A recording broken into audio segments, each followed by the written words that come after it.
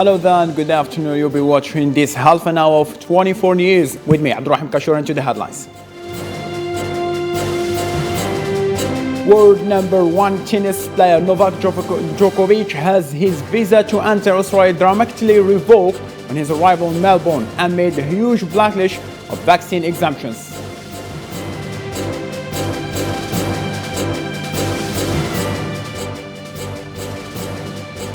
France hits more than 330,000 cases and Italy mandate jabs for those over 50s.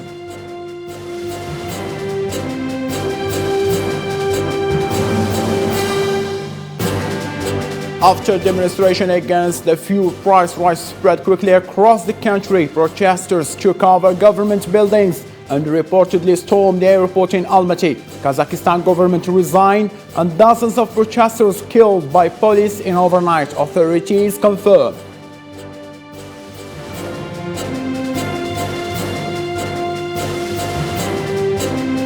President Joe Biden will blame Donald Trump for the U.S. Capitol riot as he marks the anniversary of an attack one seat of American democracy.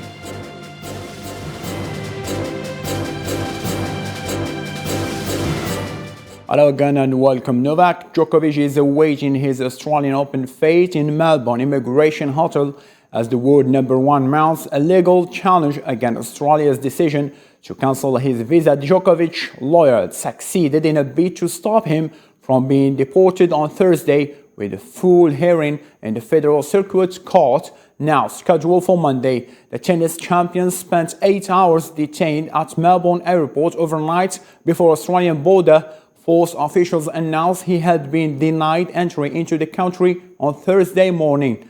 They cited a failure to meet Australia's COVID vaccination exemptions requirements. Scott Morrison, the Australian Prime Minister, said there are many visas granted. If you have a visa and you are double vaccinated, you are very welcome to come here. But if you are not double vaccinated and you are not an Australian resident or citizens, well, you can't come. There should be no special rules for Novak Djokovic at all, none whatsoever. And so if medical exemptions have been provided by medical professionals and that's been furnished to him as a proviso for him to get on that plane, well, that will have to stack up when he arrives in Australia. But he'll be treated no different to anyone else, and my view is he should be treated no different to anyone else. As part of zero COVID policy by Chinese government in a bid to curb the spike of COVID-19 cases around the country, authorities have imposed more restrictions in the province of Annan. The 1 million resident city reported 64 new cases in the last few hours. And despite the fact that this number is not high too far compared to other countries, China has imposed more restrictions, which include a complete lockdown on all residents of the city. 90,928 new COVID cases were recorded in the past 24 hours in India, with a surge of infection in the cities of New Delhi, Mumbai and Kolkata, cities likely without any increase in hospitalization. COVID-19 infections skyrocketed in the country for the fourth time since the beginning of the year, mainly affecting cities. However, there is growing fear of a surge in infections in rural areas.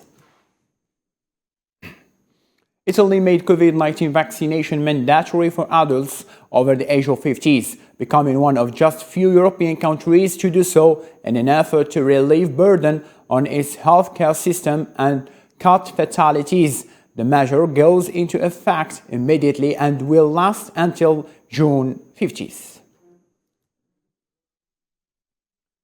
The US is still witnessing the unprecedented spike of COVID-19 cases as daily infections surpass 400,000 high. US hospitals are leaving large number of hospitalization and considerable shortage in healthcare staff. Experts stated that the surge of cases will continue to rise over the next days. Ayad Usama. The early days of the new year do not feel like a fresh start for the US, as the country is living a record soar in infection rates. After delaying the reopening of schools in most of the country's states, the U.S. recorded 1 million infections on Monday and a daily rate of 400,000, which triggered panic around the country and among the population. We've already placed the largest order in the world. Now I'm doubling that order. These pills are going to dramatically decrease hospitalizations and deaths from COVID-19. The USA is living a spike in hospitalizations and deaths, which range between Delta variant and the new strain Omicron. Health experts in the United States expect more infection cases, considering the Omicron variant an extremely transmissible strain of the virus. If you have a less of a percentage of severity, when you have multifold more people getting infected, the net amount is you're still going to get a lot of people that are going to be needing hospitalization. And that's the reason why we're concerned about stressing and straining the hospital system. Hospitals across the U.S. are facing an unprecedented soaring cases of Omicron variant and getting thrown into disarray as the latest mutation causes impacts that are proving to be different from the earlier COVID-19 surges. This time, hospitals are dealing with serious staff shortages as large numbers of healthcare workers were infected. People are showing up at emergency rooms in large numbers in hopes of getting tested for COVID-19, putting more strain in the system, and a surprising share of patients, which reached 2/3 in some places, are testing positive while waiting in the hospitals. French President Emmanuel Macron is facing harsh criticism after using abusive and decisive words as he resorted to using slang to say he wants to calm down on people who do not have vaccine against the coronavirus. Hussein Burkan on what follow. After delivering daring warnings to citizens in France who have not yet been vaccinated against COVID-19 that he would put as much pressure on them as possible by limiting access to vital parts of life, President Emmanuel Macron has faced opposition and disarray in parliament. We have to tell unvaccinated people you will no longer be able to go to restaurants, you will no longer be able to go to cafes, you will no longer be able to go to the theater, and you will no longer be able to go to the cinema. Macron, who has not yet formally confirmed his bid for re-election in April, was criticized by competitors who accused him of overstepping the mark with his remarks. Une partie des Français en les traitant de non-citoyens. A president should not say that. Emmanuel Macron is unworthy of his office. Opposition members in parliament protested Macron's comments, while Health Minister Olivier Véran sought to defend the president's choice of words. The heated parliamentary debate continued early Wednesday morning and was then suspended again. Kazakhstan's President Kassym-Jomart Tokayev said his appeal to a Russian-led security bloc for help after failing to repress protests in the ex-Soviet nation that have seen state buildings burned and casualties from both sides, Islam said on what follow. Kazakhstan President Kassym-Jomart Tokayev requested help from the CSTO, a military alliance that brings together 6 former Soviet republics, including Russia, to put an end to the riots in the country, which he described as a terrorist threat. Those are real terrorists. We know very well that they are currently rampaging in Almaty and in other cities.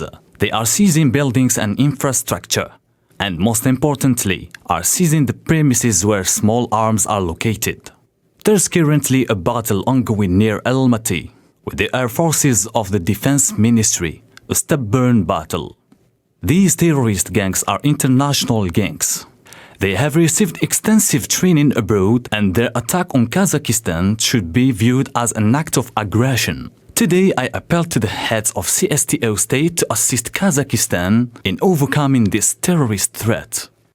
As a response to Tokayev's request, Armenian Prime Minister Nikol Pashinyan, the current chair of the Collective Security Treaty Organization, said the organization considered the threats to the national security and sovereignty of Kazakhstan before reaching the decision.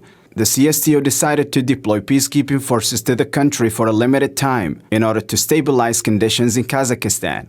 Protests have resulted in the burning of state buildings, killing dozens of anti-government rioters, 12 members of the security forces fell dead, and 353 injured during the operation to restore order in the main city Almaty. Amid these violent protests in Kazakhstan, the White House denied Russian blames, accusing the U.S. about causing the riots in Kazakhstan, calling rumors to the contrary crazy Russian claims. We have obviously, as you noted, we have seen that, and we're monitoring reports of protests in Kazakhstan. We support calls for calm, for protesters to express themselves peacefully, and for authorities to exercise restraint. There are some crazy Russian claims about the U.S. being behind this, so let me just use this opportunity to convey that as absolutely false and clearly a part of the standard Russian disinformation playbook we've seen a lot of in past years. Tokayev has vowed to take harsh measures to suppress the unrest and declared a 2-week state of emergency for the whole country. Despite the protests began over the increase of prices for liquefied petroleum gas, their size and rapid spread suggested they reflect wider discontent in the country that has been under the rule of the same party since gaining independence from the Soviet Union in 1991. As the year approached from the violent siege of the U.S. Capitol, which spread the shocking image of American democracy under attack around the world, Democrats in Washington are planning to mark the anniversary with somber tributes from buildings that will storm. Thursday's event will include a minute of silence, direct testimony from lawmakers, a panel discussion with historians, and a prayer rally on the steps of the Capitol.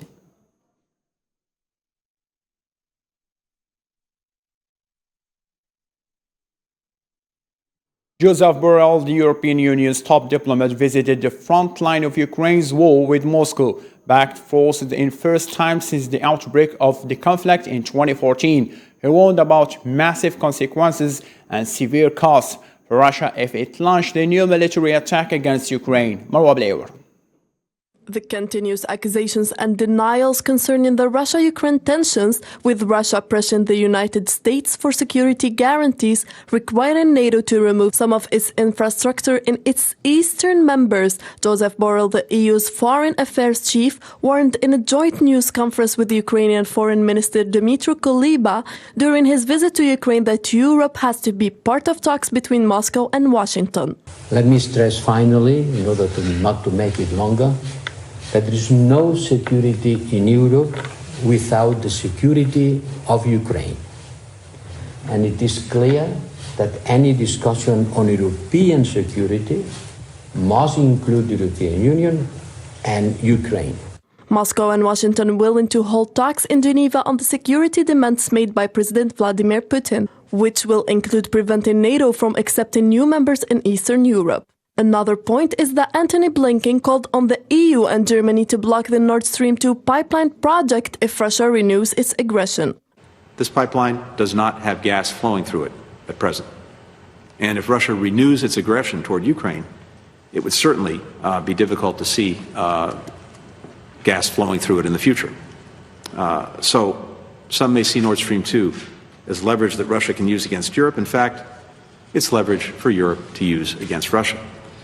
Nord Stream 2 pipeline has been a controversial point between the US and Germany. It is designed to bring gas from Russia to Germany, avoiding Ukraine. However, the project has been under threat of US sanctions. Ghislaine Maxwell, or as it is said in French, Ghislaine, who was convicted last week of assisting Jeffrey Epstein's sexual crimes, deserves a fresh trial, according to her lawyer, who spoke out after a jury told media outlets, including Reuters, that he had been a victim of sexual abuse. More in this report. Christian Iverdol, Maxwell's lawyer, wrote to the U.S. District Judge Alison Nathan in Manhattan, saying there were incontrovertible grounds for Maxwell to be given second trial in the interest of justice. He called the case urgent, stating that the jurors' revelations affected the deliberations and caused other members of the panel to condemn Mrs. Maxwell. Everdell sent the letter immediately after requesting the Nathan launch an investigation into the jurors' allegations. Nathan's judgment on whether a new trial is necessary might be influenced by how the juror replied to questions regarding his experience with sexual assault during jury selection, which legal experts said was a significant topic that defense counsel were looking at to screen out possibility prejudiced jurors. Maxwell's case was prosecuted by the U.S. attorney Damian Williams, who declined to comment. Maxwell's case was prosecuted by U.S. Attorney Damian Williams, who declined to comment. Between 1994 and 2004, Maxwell, 60, was convicted of sex trafficking and other counts for recruiting and grooming minor females for Epstein to abuse. Epstein, a convicted sex offender of businessman, committed suicide in Manhattan jail in August 2019 while awaiting his own sex trafficking trial. North Korea fired a hypersonic missile this week that successfully hit a target. The launch on Wednesday was the first by North Korea since October and was detected by several militaries in the region, drawing criticism from government in the United States, South Korea as well as Japan. North Korea launched its missile hours before Mr. Moon attended a groundbreaking ceremony on the East Coast, where engineers started work on Wednesday to extend the South Rail line by 69 miles to the inter-Korean border. Nigeria has designated criminal organization known locally as Benedict responsible for numerous kidnapping kids as a terrorist organization, a move intended to curb the country's escalating insecurity in the north. Violence has long plunged the country's northwest and north-central states, fueled by a dispute over land and resources, among other things, due to a lack of competence and enforcement. Heavily armed gangs have launched raids, pillaged villages, stolen cattle, and kidnapping for ransom. In Tunisia now, Bahiri, the deputy chairman of Ennahda party, put his life on edge as he started a hunger strike after his detention. According to Ennahda officials, Marwa Bil'Iwar has more to be clarified over this detention and the hunger strike that he started. Tunisian doctors set an alarm and fears about the medical health of ex-justice minister and the deputy chairman of Ennahda movement, Nordin Bahiri, who is on a hunger strike refusing medications and food after his detention last week. He has been suspected of terrorism offenses and was detained by the Interior Minister of Tunisia, Sharfuddin Tawfiq. Bahiri went on a food strike after his transfer to hospital, while he suffers from several pre-existing health conditions. Bahiri's wife Saida Akrami and his children have started a demonstration at the hospital where he was admitted. His wife said that she will not leave the hospital unless her husband is with her. Tunisia's Independent National Body for Prevention of Torture, ENPT, said 3 of its doctors has visited Bahiri. ENPT and hospital doctors have expressed fears of deterioration on Bahiri's health. Doctor and member of Ennahda's executive officer, Mandar Lounisi, said in a statement that Bahiri suffers from several long-lasting illness. He urged the Red Crescent and international organizations to intervene on Bahiri's behalf, calling his situation inhuman. Ennahda party has called for Bahiri's release and condemned his detention as an illegitimate attempt to silence political opposition in the country. Iraq celebrates the 101st anniversary of establishment of Iraqi army, which was ranked 4th in the in the world in 1990 in terms of numbers. The anniversary of the establishment is considered as an official holiday in Iraq. The United States has called Western countries for civilian administration in the transitional period in Sudan after the resignation of the Prime Minister Abdullah Hamdok from his position at a time when the country has witnessed a new demonstration calling for handing over the government to civilians. Countries concerned about Sudan, including USA, Britain, Norway, and the EU, said it will not support a new prime minister without a large participation of civilians. Nadia Kasmi. A day after the United Nations announced its readiness to facilitate a comprehensive dialogue that leads to a solution to the political crisis in Sudan, the European Union and the Troika countries warned against the unilateral appointment of a prime minister following the resignation of Abdullah Hamdok from his position. The Troika concerned with Sudan, which includes the United States, Britain, Norway, in addition to the European Union, asserted in a statement that they will not support the appointment of a new prime minister without the participation of a large segment of civilians.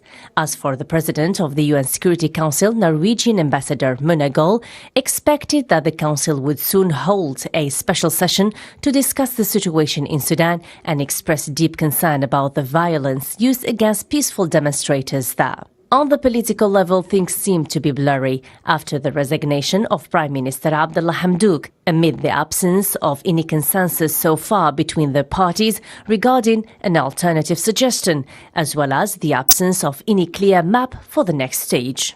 The president of the Sovereignty Council, Abdel Fattah al-Burhan, stressed after his meeting with the U.S. Chargé d'Affaires in Khartoum the need to continue dialogue between all parties to come up with a national consensus program to manage the transitional period. As for security issues, the street is simmering on the impact of demonstrations calling for civilian rule amid fears that the country will slide into conflicts and confrontations, further aggravating the situation. The economic sector in the nowadays world is considered one of the most important sectors that gain money and profits to all countries all around the world. To this latter, let's follow this report. With a shift toward improving production as a way of diversifying its economy, Algeria made a new roadmap for growth of key agriculture sectors with emphasis on private sector investments in commercial farming. The 2020-2024 agricultural roadmap that is part of the National Economic Revival Plan. Investors in Algeria's grain sector already are taking advantage of opportunities provided under the new financial law to establish business ventures in the wheat, corn, soybeans, and oilseeds value chain. A report by the Air Algérie Maintenance Department concluded that the engines of 6 Boeing aircraft of the new generation need urgent periodic maintenance to continue flying and operate flights. The cost of one engine for Boeing 737-800 aircraft, according to company sources, ranges between $10 to $12 million, while the cost of maintenance abroad exceeds $5 million per engine, which means that a complete renewal of the 12 engines will cost about $120 million, while its maintenance will cost about $60 million. For the first time in 90 years, in 1931, General Motors took the first step of the podium in front of Ford. Until this year, the Japanese manufacturer Toyota achieves the feat of selling more cars and also more pickups and trucks than the American giant. The historic change occurred as Toyota was able to manage supply chain issues better than General Motors, including an ongoing shortage of semiconductor chips. In the United Kingdom, passengers were hit with disruption as bus and rail companies cancelled services across the southeast due to staff shortages. The company said it would be operating a reduced timetable under further notice to ensure that it could run as reliable a service as possible due to the ongoing impact of coronavirus isolation and sickness. To sport now, and precisely to Spain, after Alcoyano dominated the first half, Real Madrid took the lead through the first effort on target when Eder Militao headed home Rodrigo's corner 6 minutes before heading to the goal. Midway through the half, Dani Viegas scored a fantastic equalizer, turning in from the right flank before hitting an unstoppable shot past Andre Lonin. Marca Asensão's goal coming off the bench sure was not a repeat of last year's Real Madrid shock on Copa del Rey defeat or Alcoyano moments. After coming from the bench also, Isco ran through and nudged the ball past Jose Juan, who unconsciously put the ball in his own goal. In England, Chelsea seized control of the Carabao Cup semi-final, tie against Tottenham Hotspur, beating their London rivals 2-0 in the first leg thanks to an early strike by Kai Havertz and an own goal by Spurs defender Ben Davies. The Blues swamped the visitors right from the kickoff, and after mixed-up Spurs defense in the 5th minute. Half an hour later, the Hawks got second goal, albeit with large silk of luck, and Tangana had away Hakim Ziyech's free kick, only for the ball to rebound into Spurs' net off Davies' shoulder. The win dented hopes of Spurs under the former Chelsea coach Antonio Conte of winning the first trophy since lifting the competition in 2008. To this end, ladies and gentlemen, let's have a reminder for our main top stories. World number 1 tennis Novak Djokovic has his visa to enter Australia dramatically revoked on his arrival to Melbourne amid a huge backlash over vaccine exemption.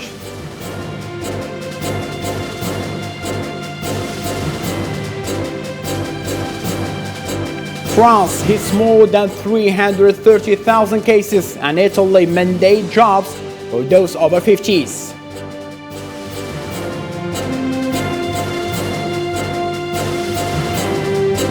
After demonstration against the fuel price rise spread quickly across the country, protests took over government buildings and reportedly stormed the airport in Almaty. Kazakhstan government resigned and dozens of protesters killed by police in overnight, authorities confirmed.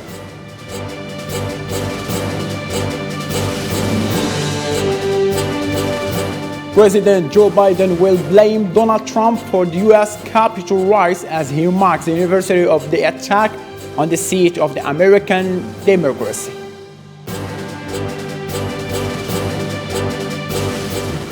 That's all the news we have got for now. See you at 6. Bye-bye.